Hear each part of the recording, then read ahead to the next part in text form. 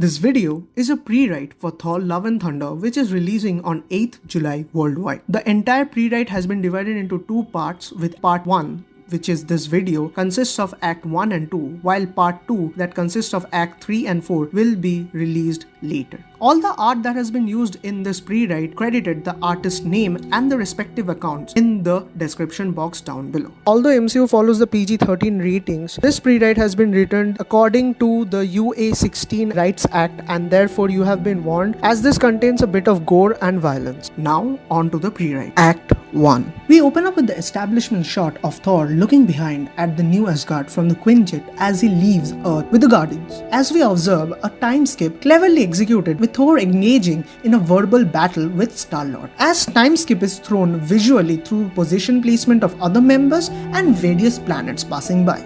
Although Thor has gelled well with his new friends, he still feels lonely, as his losses are often brought up in conversations. Mantis does sense Thor's sadness, and he mentions this to the squad and also states it's necessary for them to act as one and cheer Thor up. Yet, Star-Lord disagrees, since he states priority should be finding Gamora, and he leaves the room. Drax suggests he learned from a website named WikiHow 7 steps to make yourself happy again. Even though the others are a bit skeptical, they agree at least giving it a shot. Step 1 mentioned doing healthy exercise, as the audience cut to Rocky training montage of Thor getting back into shape. Even after getting fit, he didn't seem to cherish it that much. Therefore, they move on to step number 2, which is to have a makeover. This leads to Thor trying out various outfits of Guardians member and finally sticking with what is shown in the trailers. Since Drax has these tattoos on his body to represent his family, and as per the lore, he did state that it serves as a major motivation for him to keep going, he suggests sometimes makeover is tattoos, and a tattoo in honor of his family might help him find peace. And they settle on giving him the Loki tattoo, which is also shown in the trailer. Although this is something which Thor accepts, he still doesn't find his inner peace. Meanwhile, Star-Lord notices his friend putting so much effort, therefore he decides to join in, and all of them agree on doing step 4, which is doing a group activity. As all of them actively choose to ignore step 3, which mentioned meditating. The crew laughed at this while Rocket stated, "How is that helpful?" Therefore, they decide to stop some kind of shenanigans going on an alien planet. But mid-fight, Thor leaves the Guardians, climbs the peak of a mountain and starts to meditate. While meditating, he starts getting distorted visions of people suffering from pain and trauma, yet he fails to recognize them. These visions are cut short as Thor stops his meditating sessions and returns to the Guardians. But upon arrival, Star-Lord visibly angry at Thor and labels him irresponsible. As he states, "My crew worked their asses off to make you, a spoiled bystander turned vagabond, happy. I invested my precious time to make you feel happy, and this is how you repay our efforts with?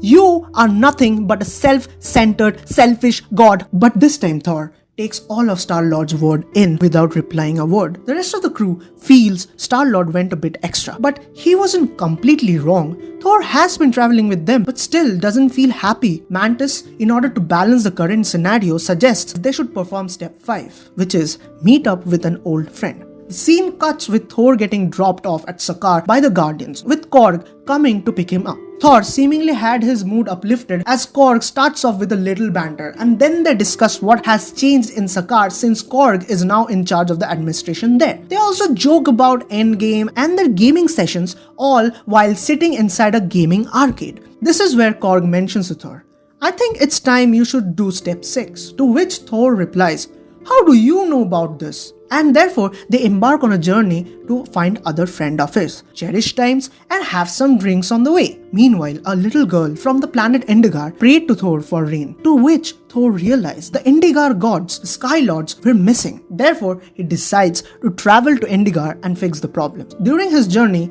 Thor comes across Shadrak, a nature god who luckily survived Gor's attack on his pantheon. This is where Thor learns about Gennaro, the god of friendship, and his whole pantheon being exterminated by Gor. This is where Thor is made aware of Gor, but he's completely not sure if Gor is someone who is really threatening the peace of the universe. Upon reaching Endigar and doing an investigation, Thor comes across all the Sky Lords who are seen dead and hanging what it looks like meat in butcher shop. This incident made Thor wary of the situation, and therefore he decides to investigate further. Thor first discovers Falagard the Behemoth, who appears dead and gruesomely injured. This deeply affects him since he was a friend to him. Later he also finds fellow Asgardian Volstagg crucified. Volstagg, who is in his dying moments, lets Thor know about Gorr's purpose. He also mentions the Necroblade, which tends to feed off the slain god's blood, bestowing Gorr with immense power and host of other abilities. Thor understands the All Black has corrupted Gorr into some kind of evil god himself.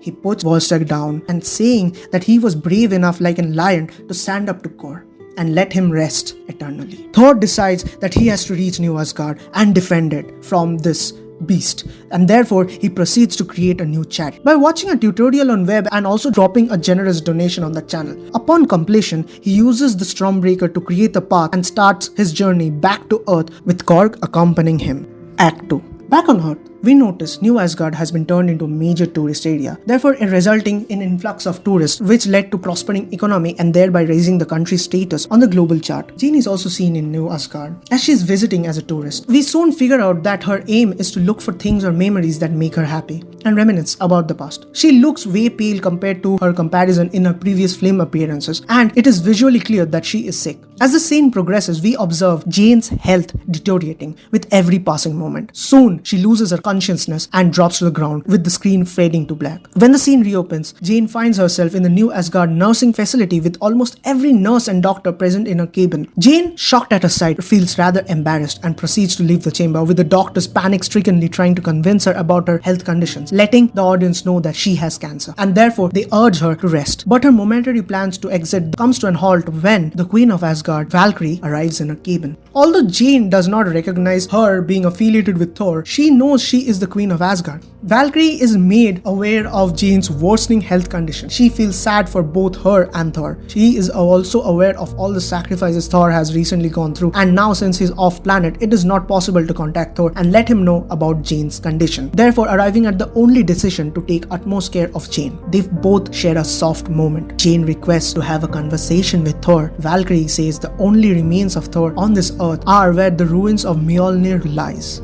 Jane, with a heavy heart, conveys her wish to watch the ruins at least once, and Valkyrie, understanding the situation, agrees as both of them visit the now turned tourist spot, the broken remnants of Mjolnir. Upon reaching the area, then bright sunny weather turned into a gloomy overcast sky with strong winds blowing and rumblings of thunder can be heard. Valkyrie started worrying about some sort of threat glooming over Asgard, while Jane feels a similar vibe when she first saw Thor transform.